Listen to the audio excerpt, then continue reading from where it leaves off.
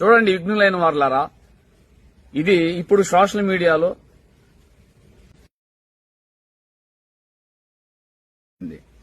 దీనిని ఒక సహోదరులు త్వరలోనే వాటి వీడియోలు ఒరిజినల్ వీడియోలు తీస్తామన్నారు. ఎందుకని ఈ మతోన్మాదులను కాపాడుతున్నారు? పాస్టర్ పగడాల ప్రవీణ్ కుమార్ గారిని ఒక తాగుబోతుగా చిత్రీకరించారు.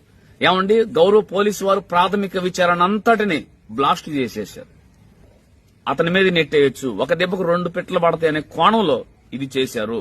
సో ఇప్పుడు ఏదైతే ఇప్పుడు దాకా చూడండి, ఆయనకి మాస్క్ పెడితే అలాగే 2016 నుంచి నాకు తెలుసు ఆయన అలాంటి వ్యక్తిని తాగుబోతుగా చిత్రీకరిస్తారు. అంటే చంపటం, యాక్సిడెంట్ గా క్రియేట్ చేయటం, పోలీసులకు లంచాలు ఇవ్వటమో లేదా రాజకీయ నాయకులను అడ్డం పెట్టుకోవటం, తర్వాత తాగుబోతుగా చిత్రీకరించి క్రైస్తవం మీద, పాస్టర్ల మీద ఇలాంటి బ్లేమ్ చేస్తారా?